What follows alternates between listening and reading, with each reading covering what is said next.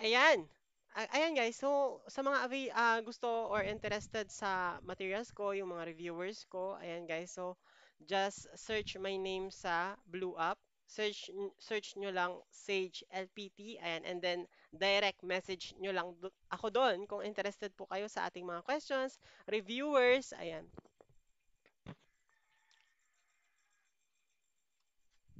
Ayan po, pa-comment po na answers natin.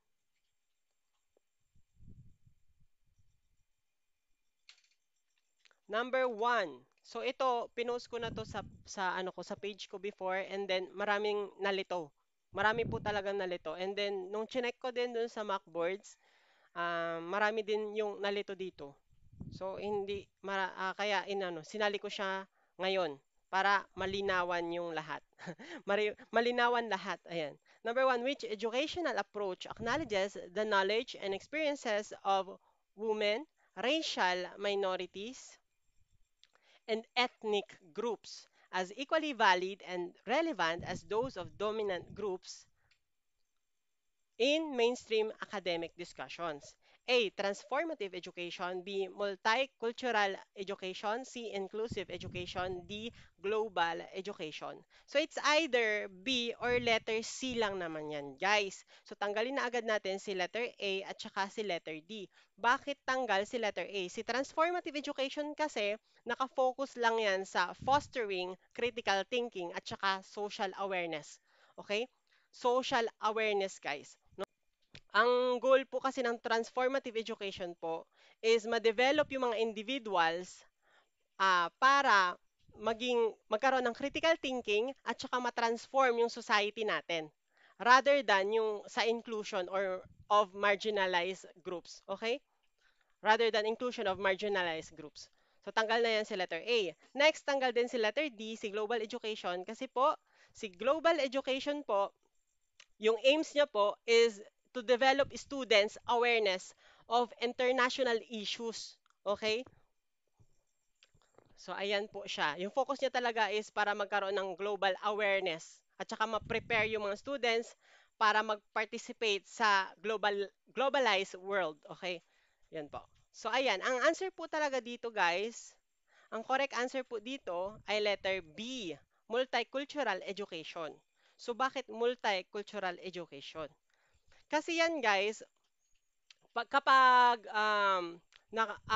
nagpo-promote ng nagpo-promote ng inclusion of diverse cultural perspectives, ayan, kapag nagpo-promote ng inclusion of diverse cultural perspective, tapos ini-ensure niya na yung knowledge at saka experiences of women, ayan, yung women, racial minorities, at saka yung mga ethnic groups, ah, equally recognized siya sa curriculum, no? Fino-foster niya yung appreciation of diversity. Okay? Na yun po, yun. So itong inclusion kasi, nakaano lang yan guys, naka-focus lang yan sa dapat lahat ng students, regardless of their abilities or disabilities, no? Regardless of their abilities or disabilities, gender, or socio-economic background, dapat meron silang access sa quality education. Yun po. While yung promoting diversity, nakafocus lang yan sa multicultural education. Pag-promoting diversity. Okay? Ayan po. Kaya multicultural education ang sagot po dito. Okay, next question po, number 2.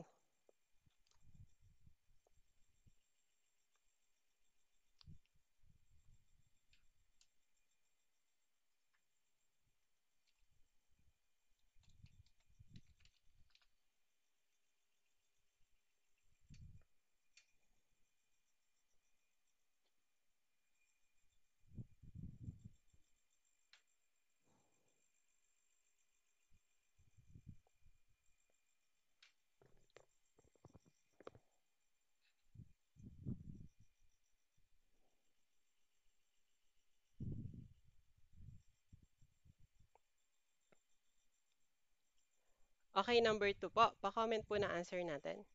So ito din guys, marami ding nalito dito sa mockboards natin. Kaya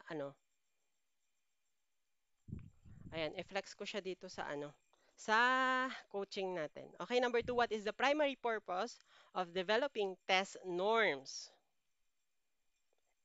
A, to establish a reference for setting learning objectives. B, to provide basis for calculating grades. C, to help identify students' learning difficulties. D, to serve as a guide for interpreting test result. Anong final answer po natin? So, ang mga sumasagot dito, A. Ang daming A. Umulan ng A. At saka C. So, so first, i-discuss ko muna, ano ba ang test norms? Okay? Ano ba ang test norms? Ito pong test norms na tinatawag natin. So, ang test norms, guys, yan yung statistical data derived from representative sample to help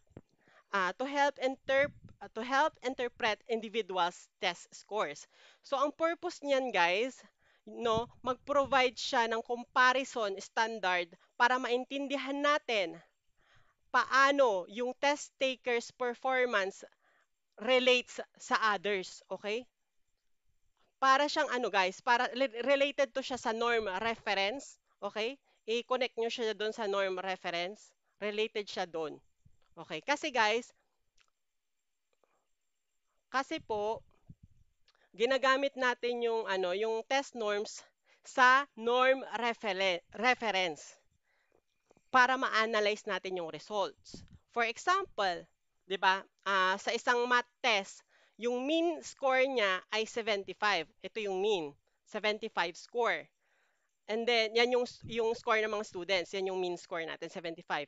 And then um merong isang student na ang score niya ay 80. Okay? Naka 80 siya ng score. So, yung test norms natin, tinutulungan tayo ng test norms para i-interpret yung performance ng student na to ay above average siya. Kasi above the mean siya. So, above average po ang performance ng student. So, yun po ang purpose ng test norms. So, dito, ang pinaka-the best na answer po natin is none other than letter D, to serve as a guide for interpreting test result po. Okay po ba? Nakuha po ba? Okay, kasi itong letter A, to establish a reference for setting learning objectives, mali po yan. Kasi, um, ang primary role po ng test norms is not to set learning objectives. Yung learning objectives kasi natin, determined na yan based sa curriculum standards. Okay? Hindi sa test norms. Letter B, to provide a basis for calculating grades. Mali din yan siya. Okay? Um, kasi yung grades, based on set grading system yan. Bet on set grading system. Letter C, to help identify students' learning difficulties. Mali din siya. Okay? Ayan po. Next question po. Next question number 3.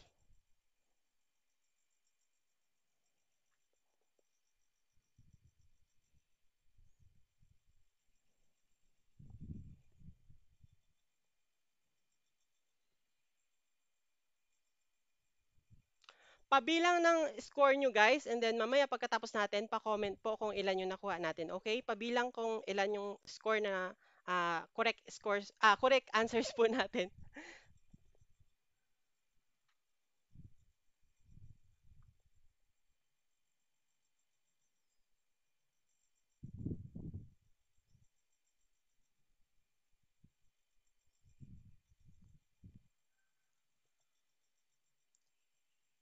Okay, pa-comment po, number 3. Ito kay Albert Bandura's social learning theory to siya. Number 3, in observational and imitation learning, what is the learner's initial response when the teacher models a behavior? Ano yung initial? Kumbaga, ano yung pinakaunang response ng learner? Okay? A, replicate and match the demonstrated behavior. B, focus and pay attention to the model. C, imitate and repeatedly practice the behavior. D, express satisfaction with the demonstration.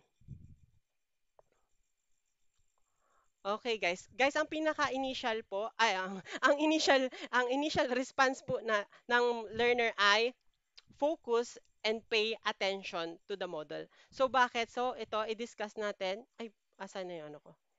Napunta siya dito. Ayan, ayan, ayan po. Wait lang.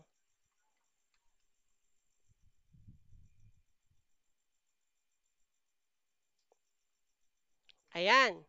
Ito po yung Albert Bandura Social Learning Theory stages of observational learning. Okay? Ito yung in order niya, guys. So first, yung attention po muna.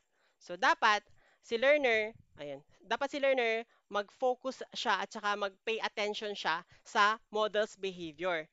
Bakit? Siyempre, kapag distracted siya, no, hindi niya ma-absorb yun. Hindi niya matutunan yun kapag distracted siya, guys. So, yan yung initial na response po ng learner. Okay? Yung mga factors na nakakapag-influence ng attention po ng learners natin ay yung attractiveness, ayan, relevance ba siya, okay? Ayan. Tapos next naman yung retention. Remember the behavior. So dito sa retention guys, no, yung learner na remember niya na yung observed behavior. So dito na-encode niya na yung behavior sa memory niya. Okay? Next, yung letter ay next is reproduction. Okay, reproduction yan na yung na-imitate. Diyan na yung imitation, guys. Ito yung imitation or imitate. Ayan, imitate.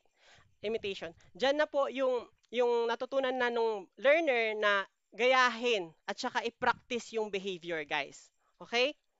Next is yung last motivation. Continue or stop based on reinforcement. So dito guys, no, mag-decide na si learner kung i-continue niya or i-modify niya ba yung behavior based sa reinforcement or punishment po natin. Okay? Ayan, ayan po. So next question po tayo, number 4. Number 4.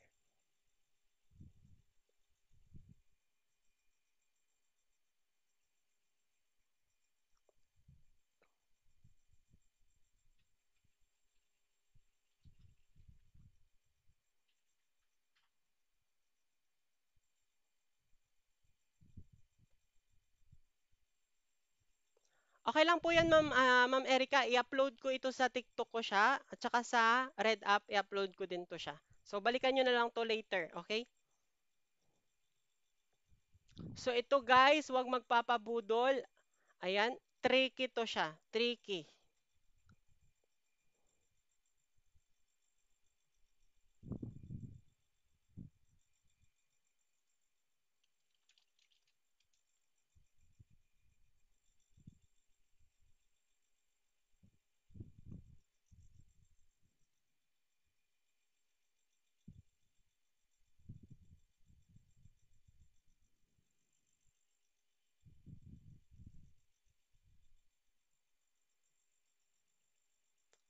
Huwag kayong mahihiyang mag-answer guys ha. Wala namang nagbabash dito kasi naka-block na sila lahat. Naka-block na lahat. So wala namang magbabash. Kaya okay lang yan. Mag-answer na kayo mag-answer. Okay, number 4. When using punishment as a behavior management strategy, when should a teacher allow students to avoid an unpleasant situation? A. When they show signs of exhaustion. B. When they achieve a required level of competence.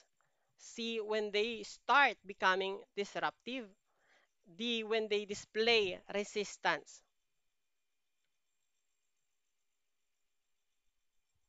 Okay po. So, isa-isahin natin magtanggal. Elimination method po tayo.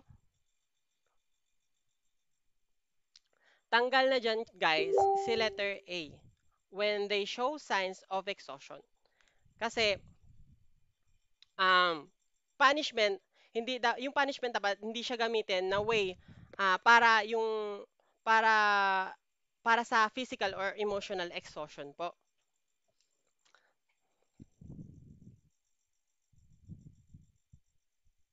Okay. Ganito, magbibigay na lang ako ng example. Magbibigay na lang ako ng example para mas maintindihan nyo, guys. So, magbigay tayo ng example dito. Mm, ayan po. Okay, for example, si Miss Reyes, at grade 5 teacher po siya. Napansin niya na yung students niya, lagi nilang nakakalimutan mag-submit ng homework nila. So, hindi sila makapag-submit ng homework lagi. Nakakalimutan nga nila, guys. Para makorek yung behavior na yon, nag-implement siya ng rule. Okay? Gumawa siya ng rule. Yung mga students na hindi makapag-submit ng homework, kailangan nilang mag-stay sa classroom during recess para tapusin yung homework nila. So, yun yung punishment. Kapag hindi sila nakakapagdala ng homework, kailangan nila mag-stay sa classroom para tapusin yung homework nila during recess po. So, pero nag-set din siya ng condition. Pag consistently nakakapag-submit po sila ng homework sa on time, ayan, hindi na sila mag-stay during recess. Okay? Hindi na sila mag-stay during recess kapag nakapag-submit sila consistently ng homework. So dito, ang tinatanong kasi, when should a teacher allow students to avoid an unpleasant situation? No. So yung punishment is staying inside during recess. Kailan yun dapat ma-remove? Kailan siya dapat i-remove, guys? Ayan, very good po. Ang answer po, letter B, guys. Letter B, when they achieve a required level of competence. Okay? Nakapag-submit na sila ng homework nila consistently. Kaya hindi na dapat i-allow ni teacher na magkaroon ng unpleasant situation or punishment po. So, answer po dito ay letter B. So, maraming nabudol kanina. Ayan. Kasi negative reinforcement po yung ginawa ni teacher dito, no? No, yung nagtanggal siya ng punishment para ma-encourage yung desired behavior ng mga students niya. Okay po, nakuha po ba? Okay, ayan. Okay. Next question po tayo, number 5. Number 5.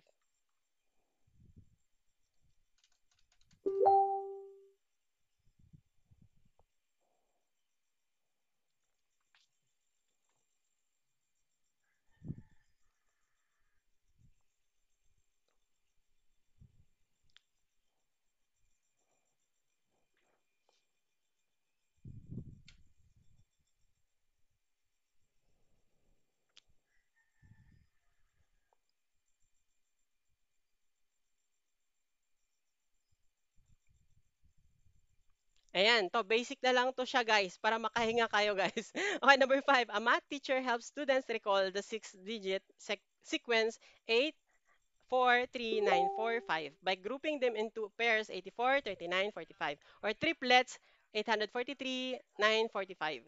What is this memory retention technique called? Ano ba to? Anong memory retention to? So tanggal na to si blurting kasi hindi naman yan memory retention. It's either A, C, D. Okay? Yung A tanggal na rin, rehearsing. Kasi yung rehearsing, guys, yan yung repeating lang. Repetition po yan. Okay? Repeating information over and over para mag-retain sa memory natin. So guys, sa mga nahihirapan pang mag-memorize dito, no, very effective to siya. Ganito din ako kasi nililista ko yung mga lagi ko nakakalimutan talaga. And then, inuulit-ulit ko siya everyday. So yun, pag inuulit-ulit ko siya everyday, no, mas naalala ko siya. So yan, makatulong yan sa inyo, lalo na ngayong review journey nyo. Okay, next, remembering, tanggal din to siya. Kasi remembering, yan yung general process of recalling information. No? Napaka-general na. Specific lang tayo, guys. Ang answer po, letter D, chunking. Okay, yan yung memory strategy na i-group natin yung mga information sa mas maliit, mas smaller, at saka mas manageable units para mas madaling ma-recall or mas madaling ma-memorize, ma-remember na yun po. Okay? Ayan, ayan po. Next question, number 6.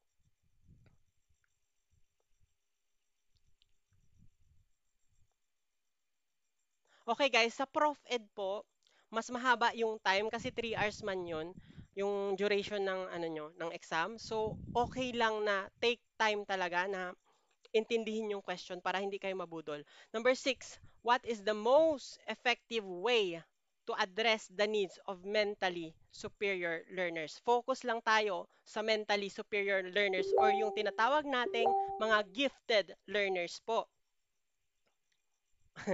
Okay, okay. Dito tanggalin na elimination method muna. Tanggalin natin si letter B, allowing them to progress at faster pace. Bakit? So tanggal yan siya kasi hindi yan yung pinaka the best option dito sa apat. Kasi yung ano guys, yung allowing them to progress at a faster pace or yung tinatawag nating acceleration, yan, 'di ba yung mag-skip ng grades or mas mabilis nila ma-finish yung coursework nila. Ayan, beneficial siya pero hindi niya ina-address yung full range of gifted students needs. Okay? Some gifted learners po kasi kailangan talaga nila na mas depth or mas malalim talaga rather than just speed, no? Hindi lang speed. Next, tanggal din diyan si letter C, engaging them in extracurricular activities. So bakit? Kasi yung mga extracurricular activities natin, for example, yung mga science clubs, ano pa, sports, music, arts, makapag-provide din yan, naman yan ng enrichment, pero hindi yan yung pinaka the best way or pinaka the most effective way para ma-meet natin yung academic needs ng mga gifted learners. It's either letter A or letter D. Ang answer po natin ay letter A. Ayan, bakit hindi si letter D? Giving them opportunities to assist slower learners. Dito kasi, focus lang kasi tayo sa mentally superior learners. Dito kasi ang nagbe-benefit po dito ay yung mga slow learners lang po. Kasi yung gagawin natin yung mga tutor, yung mga gifted students para sa mga slow learners natin, makatulong yan sa slow learners pero hindi hindi necessarily sa mga gifted learners, 'di ba? Okay, ang answer po dito ay letter A, enhancing the curriculum with more challenging content. Okay? Yan po, yung mga mentally superior learners natin or gifted students natin, kailangan nila ng enrich na curriculum, mas more advanced pa. Okay? Mas stimulating at saka mas challenging, ganun guys, para ma-match natin, okay, ma-match natin yung intellectual capabilities nila or intellectual abilities nila, guys. Okay? Meron tayong mga 'di ba, mga strategies na high order thinking tasks, ayan, mga problem solving challenges. Okay? O kaya naman independent research projects, okay? Ayan. Next po, next number 7.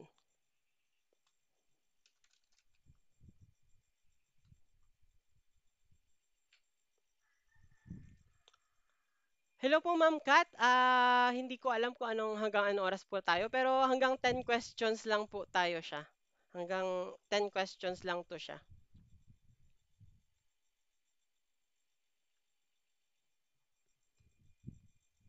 Ito din, maraming nalito dito guys. Sa number 7, pa-comment po na answer natin.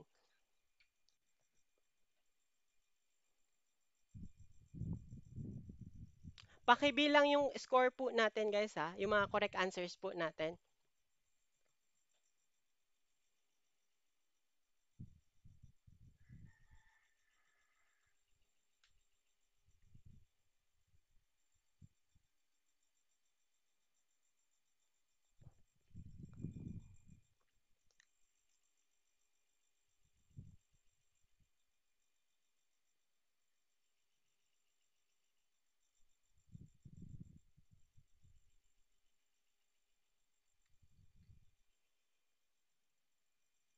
Number 7, at which stage of a child's development does physical growth happen at the fastest rate? So, yung pinakamabilis, guys. So, unang-unang tanggalin ko dyan si letter D. O, yung mga nag-answer ng letter D, pwede pa kayo mag-answer ng ibang option po natin. So, bakit tanggal si letter D? Tanggal si adulthood. Kasi guys, yung adulthood po, mas slower na po siya. Slow na po yung physical growth dyan, guys. 'Di ba? Yung height po natin, nag-stop na siya. Hindi na siya nag-grow yung height natin. 'Di ba? Sa late teens or early 20s, ayan, physical changes, hindi na siya, nag-stop na siya. Slower na po siya.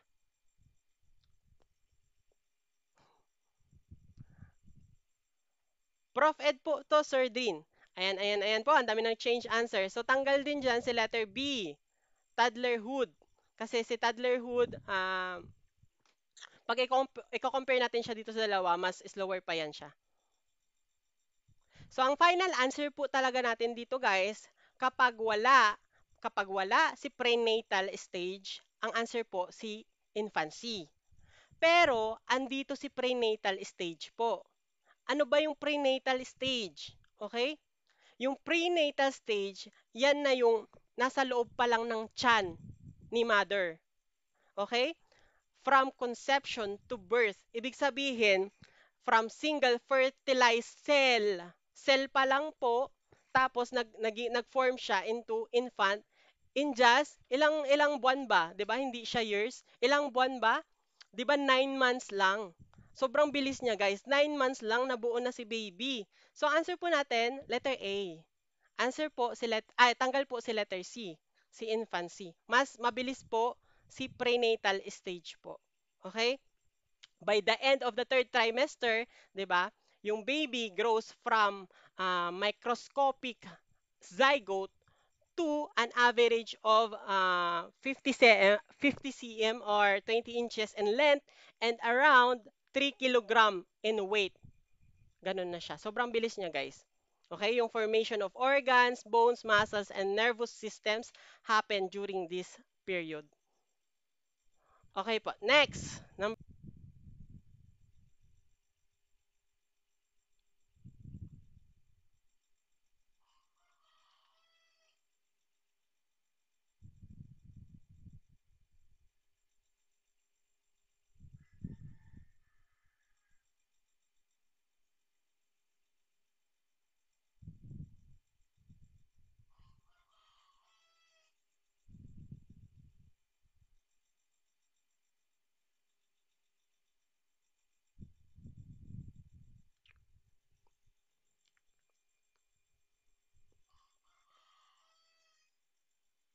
Okay, number 9. What is the main focus of civic education? Basa. Sobrang taas niya, guys. Ang haba, di ba?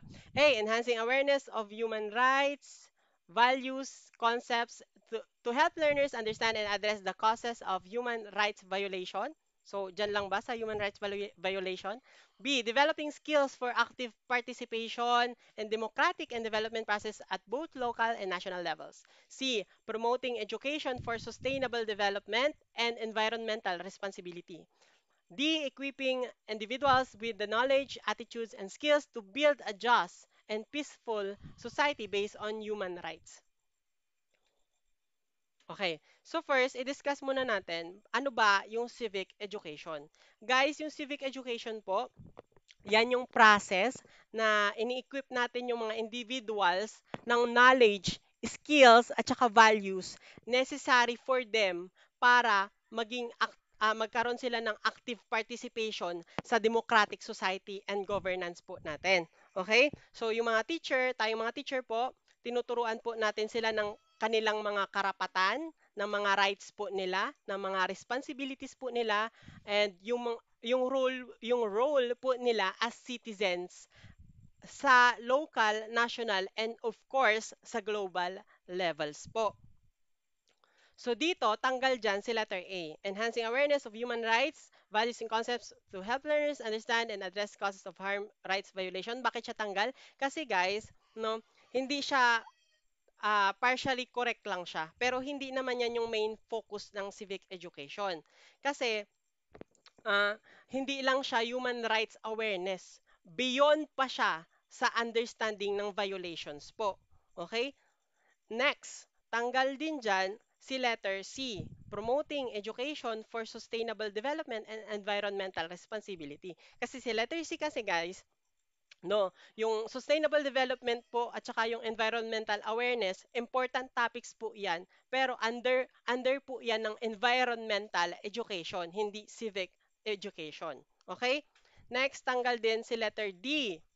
equipping individuals with the knowledge, attitudes, and skills to build a just and peaceful society based on human rights. So tanggal to siya kasi hindi masyado siyang broad. Hindi kasi siya specific, no? Hindi masyado siyang broad kasi, guys. Yung civic education kasi natin promotes justice, peace, at saka human rights. At saka yung main goal niya talaga is active participation in governance at saka democracy. Okay? So answer po natin, best po dito ay letter B. Ayan. Pinaka the best answer po ay letter B po. Yung main goal talaga ng civic education ay turuan yung mga tao ah, para how to engage at as responsible and active citizens. Okay? In governance, public affairs, or sa mga decision making po.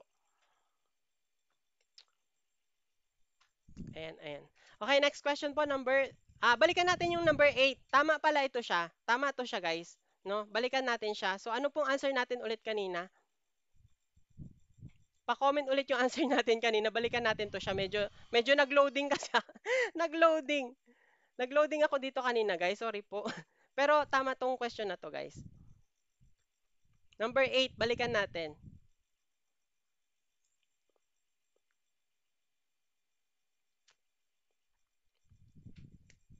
Okay po, ito.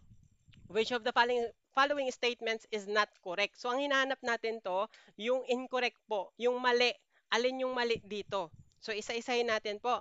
Yung letter A, tama po yan. Instruction involves the actual participation of learners and planned learning activities. Kasi si teacher, no, for example, nag-demonstrate na siya ng science experiment, tapos yung mga students, syempre mag-participate at saka mag-observe. Tama po yan. Letter B, curriculum dictates what should be assessed and how assessment should be conducted. Yes po, tama po yan, guys. Tama po yan. Kasi yung curriculum po natin, yun po yung nagpo-provide ng framework para maging guide, okay? Maging guide ng teachers kung paano, kung ano ituturo natin at saka paano yung ituturo natin at saka yung i-assess po natin. Okay?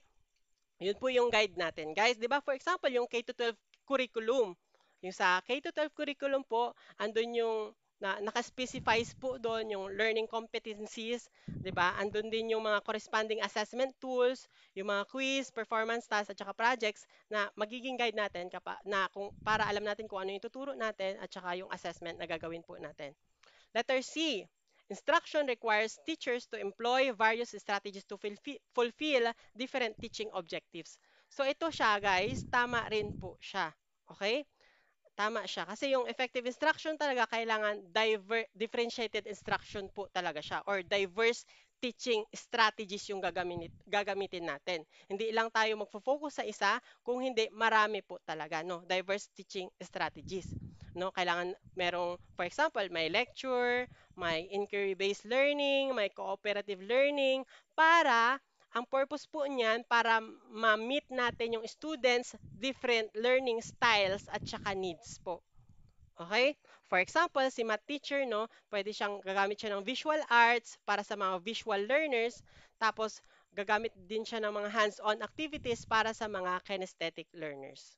So dito ang answer po ay letter D. Assessment defines what needs to be achieved in teaching and learning. So mali yan, guys, kasi yung assessment, tool po siya para ma-measure natin yung learning progress. Hindi yan para ma-define natin yung goals of education. Okay? Yung assessment lang yung mag-evaluate kung yung learning objectives ba natin ay na-met po natin or naabot po natin. Okay? Or na-achieve po natin. Ayan. Okay po. Number 10 na po, number 10. Last question po natin. Number 10 po.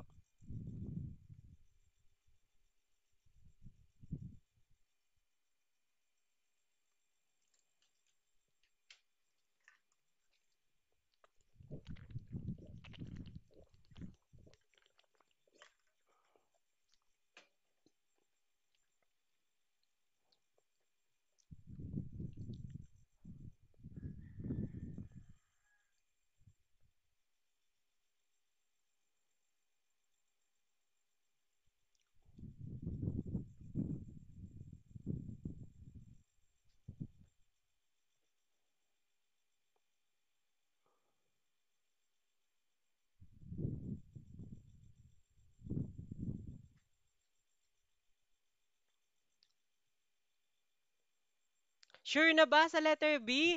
Ayan, daming nag-answer ng letter B. At saka letter D din. Ayan, may letter C din. Sure na ba yan?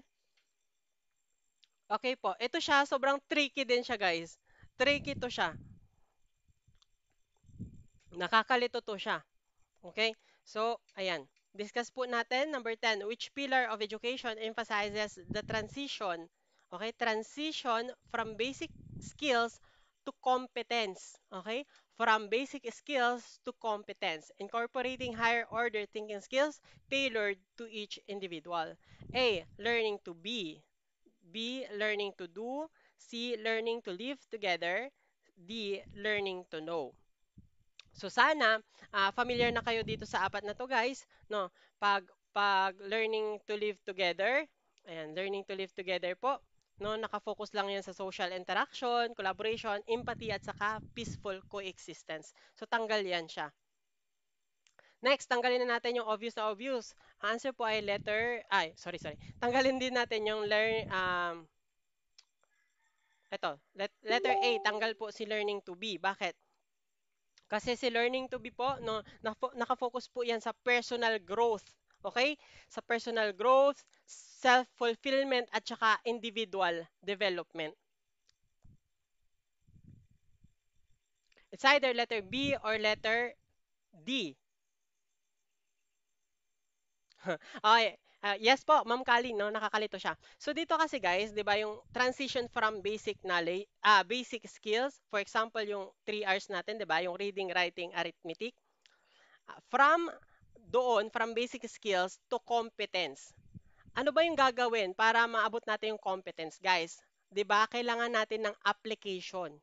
So from reading, writing, arithmetic, no, meron na tayong application ngayon. Kailangan ng may apply ng mga learners yung natutunan nila in a real world, no? Hindi lang sa utak-utak lang, hindi lang nasa utak, kundi no, na-apply na talaga nila, no, na hands-on. Okay? So ang answer po natin dito ay learning to do.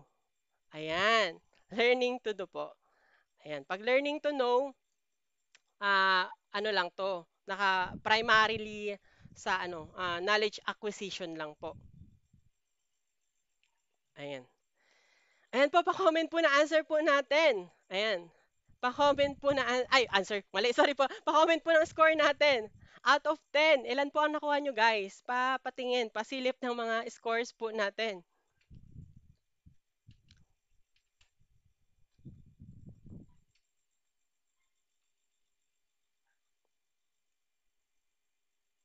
Pa-comment po, pa-comment na scores po natin. Ilan yung nakuha nyo guys? Out of 10? Na-late po si Sir si Ma'am Jenny. Ayan, na-late siya. Okay po, kung interested po kayo sa mga questions na ganito guys, no, just message me po sa Blue Apps, search nyo lang Sage LPT, and if ever naghanap kayo ng affordable na review talaga na may mga coaches na magagaling, like top 1 coaches, ayan, I recommend, no, I highly recommend po Teacher Sepi. So please, no, if wala kayong budget, mag-join na lang kayo sa final coaching niya guys, kasi ano talaga eh, what if may mga questions dun, di ba? Kailangan nyo ng maraming bala talaga pag nag-take kayo ng exam.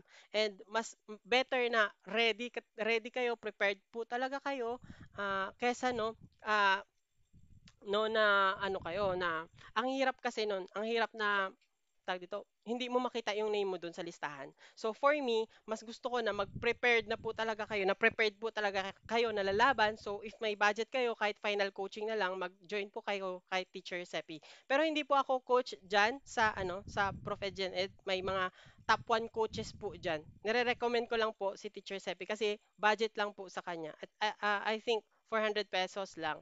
400 pesos lang sa kanya yung final coaching. Ayan po, bye-bye, bye-bye. Ayan. Thank you for spending your time with me. Ayan. Bye-bye po.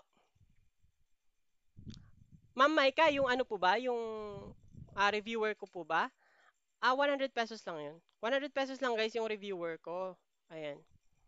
PM nyo lang ako doon sa Blue App.